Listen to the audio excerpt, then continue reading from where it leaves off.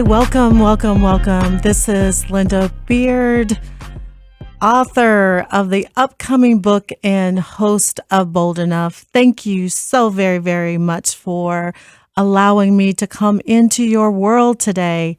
I know you have a lot of different options, but I'm glad you decided to spend this time with me. I have another chapter in the book, Bold Enough to Walk Away. This one is a very pivotal chapter. It is actually the turning point of my Bold Enough journey. Bold Enough to Walk Away was really the chapter I had to examine those unhealthy situations in my life. And there was one particular unhealthy situation that was 29 years of unhealthiness. So before I get into the highlight of that, I want to ask you right now, what is it in your world that's unhealthy, that you're struggling with, that you have not been able to walk away from? What is it? Is it leading you down a pathway that's so unhealthy that you're leading towards destruction? Think about that, because you have the ability, you have the control to actually stop the self-destruction before it happens. If you don't, you are enabling yourself to self-destruct. I know it's deep, and that's why this chapter of my book was the turning point of being bold enough. So, bold enough to walk away. For many years, I had no problems being bold enough to walk away. I didn't have a problem walking away from taking drugs. I really didn't have any excitement or interest around taking drugs, nor was there anyone that had that much power or influence over me to want to take drugs. So it was easy for me. I was in and out of relationships, romantic relationships that went bad, and I was able to walk away. No problems at all. I had friendships that I was in for a season and out of a season, walked away from them. No problem at all. So what happened? What happened to me that I ended up in a situation that lasted 29 years, that I struggled with, that I had a difficult problem walking away from? Why? Why was it difficult for me to walk away from? What was the factor that kept me from walking away? How did I get there in the first place? Well, how did I get there? People pleasing. People pleasing? Yes. You heard me right. People pleasing. Have you ever entered into a situation by people pleasing and then you regretted it and you wanted to get out, but you didn't? Well, my people pleasing started me on a 29-year journey. 29-year journey. So let me give you the highlight of this story. And I'm hoping that it motivates you.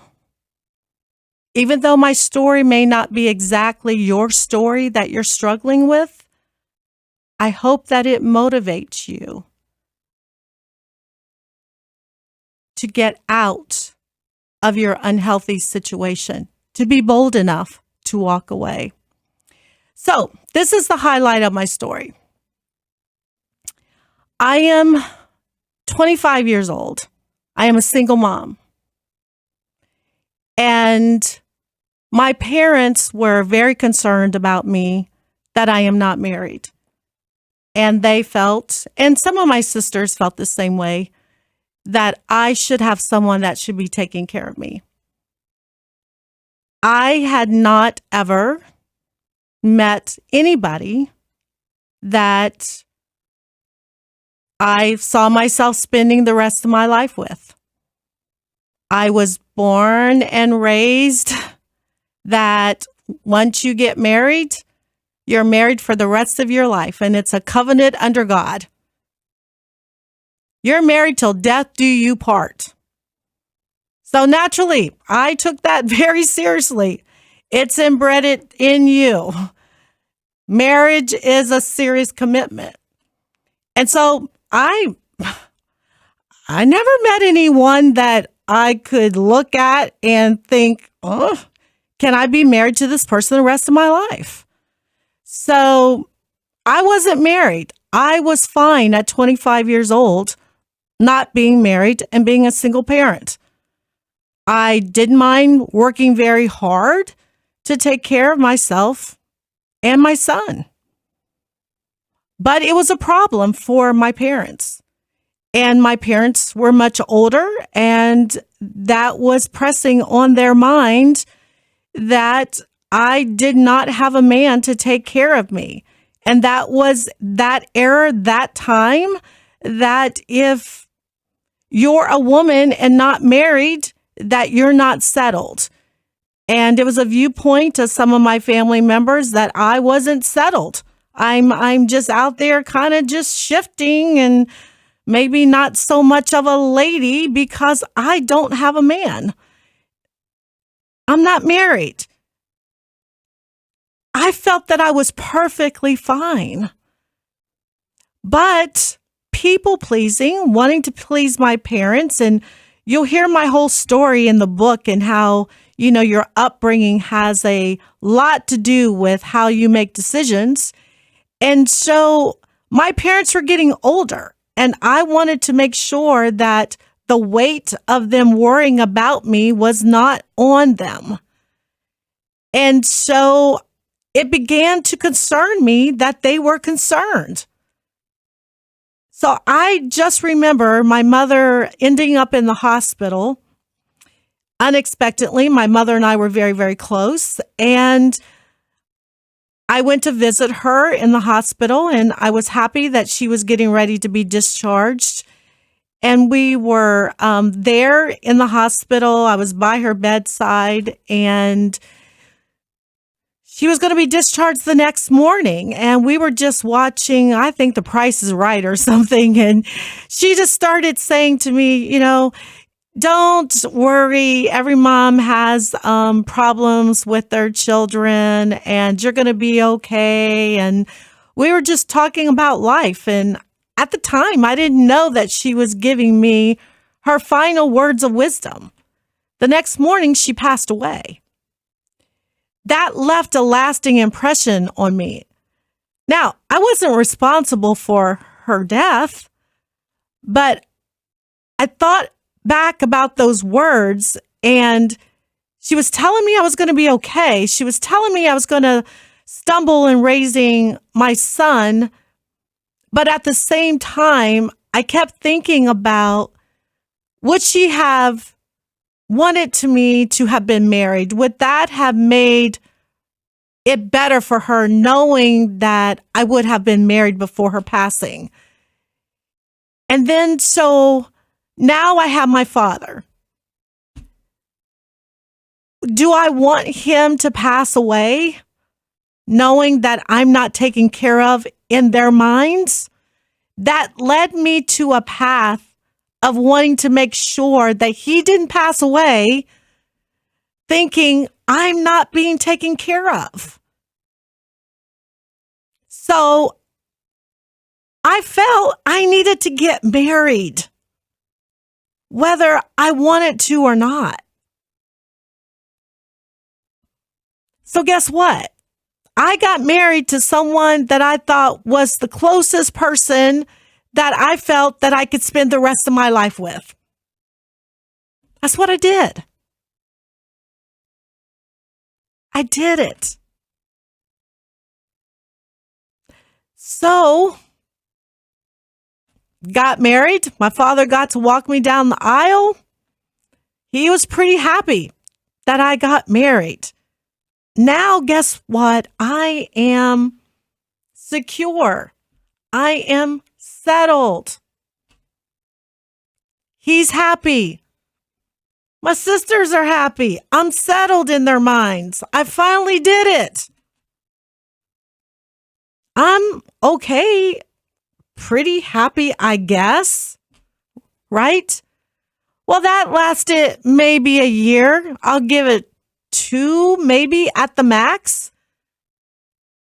It wasn't the right thing to do. It was people pleasing. And not only that, is there was a lot of things I didn't even know about the person. A lot of things that were very unhealthy. But I'm not here to talk about that person. I'm here to talk about me. What happened in that marriage was not healthy for me. I made a decision that I had to take responsibility for. And because I did a people-pleasing act, and I had to take the responsibility for that act. It just so happened that the behavior of that person was harmful to me. But because of the way that I was raised, divorce is not an option. Divorce is not an option. I carried that law for 29 years, to the point where in the last 6 or 7 years, I didn't even look at myself in the mirror anymore. I didn't even recognize myself anymore. I just functioned. And I'm saying that to you because I know what it is to struggle. I know what it is to make a decision under the premise of people pleasing and to struggle in an unhealthy situation and not be bold enough to get out. I know what that is like, but you can do it because I did it. And how did I get out? Because one day at the point of pain, when I was starting to unravel, and I had to force myself to look at myself in the mirror, and I had to say, I can't do this anymore. I'm going to self-destruct. And I remember picking up the phone that day, and I called my brother, and I said, I have shared with you over the years how I have been feeling about this marriage, how I've gone to counseling, how I've done everything I can. And listeners, I want to pause for a minute. I am not encouraging anyone to walk out of their marriage because they're unhappy. I'm not speaking of unhappiness. You should go to counseling, do whatever you need to keep your marriage. I'm speaking of unhealthy. I'm speaking of harmful. I'm speaking of danger. I'm not speaking of unhappy, okay? There's things that you can do for unhappy. I'm speaking of unhealthy. I'm speaking of destructive. I want to make sure that that is clear. So, not unhappy because you want to look at the next best candy in the candy store. Because I don't want any pastors calling me and saying, how are you talking about people walking out of their marriage? No, I'm not talking about that. I'm talking about unhappy. I'm speaking of destructive,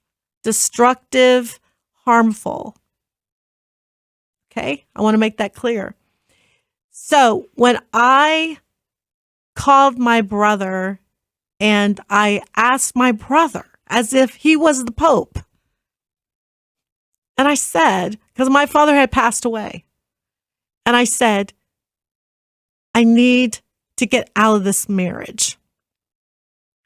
And he said to me, "You don't need my permission. You never needed my permission." He said, "Because you're not under the law of that covenant, you're in the law of grace." And so I want to pause here for a moment because many of the listeners may not understand what I'm talking about when I talk about the covenant of God and the law of grace. And so, the podcast and Bold Enough is not, we're not on a mission per se to, if you're Christian or not a Christian, but I am a Christian and I grew up in a Christian family. And so there is the law, which is before Jesus Christ. And then after Jesus Christ is Jesus Christ died on the cross for your sins. So now everything you do in the past, the present, and future, he already died for it. So you have grace. And so I was living under the law, meaning that I had so much fear of God that if I broke the law, I was going to be punished to death. And I feared God to the point that if I broke this law, I would never have a good life. I would be tortured for the rest of my life. And my spouse was using that manipulation against me as well, that I never walked away. So I allowed mental manipulation to torture me as well. And when you are in a situation, people will use manipulation to keep you there. And so I had that going as well. So finally, when my brother said, "You're under grace, get out." And I had every reason to, with everything going on. So even under grace, I had the reason to leave that marriage biblically. And so I was like, "I can walk away?" And he was like, "Yes, you never needed permission. You already had it." So I'm saying to you, all of you, you have control to walk away. You are responsible for you. Don't be manipulated to stay in a destructive situation. Take responsibility for you. You are not responsible for anybody else but you. You are worth it. 29 years because I made a people-pleasing decision. 29 years. Sometimes we will make those people-pleasing decisions because we love someone so much and that connectivity. But my parents never wanted me to suffer. They just loved me enough that they wanted to know that I was well taken care of. That's what they wanted. They did not want me to be harmed. They just wanted the best for me in the best way they knew how. That's what they wanted. We have to decide for us what is best for us. That's our responsibility for us. Had I not taken control and stood up and said, "I'm going to be bold enough to walk away," I would not be here today sharing this story with you. I don't know where I would be. I don't know. That's why I am challenging you in my book, on this podcast.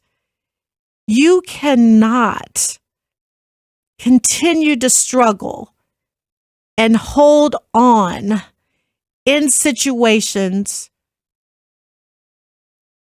You will hold yourself back from living that life of being free. You deserve to be free. Why are you holding on? Think about it. Why are you holding on? What's there for you? Are you that comfortable to be in pain? The other side is so much better. Yes, you will have to heal. You will grieve. You will have to do some hard work. But it's so much better on the other side. Now you know why it was my turning point. Now you know why when I talk about being bold enough and when I say I love my life and I'm so glad that I am bold enough. When I talk about healing from the inside out, when I talk about the baggage that's been lifted and the 25 pounds from my introduction, it's probably 100 pounds emotionally that I lifted, but it was so well worth it. I even had someone tell me that it looks like I've gotten younger over the years. That's because I probably aged 15 years when I was in pain. You can do this. Walk away. Walk away. Will you do it today? Be bold enough to walk away. You're worth it. I believe in humanity. I believe in being each other's keeper.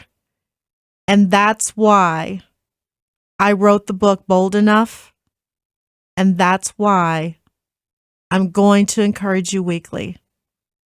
Be bold enough. See you next week.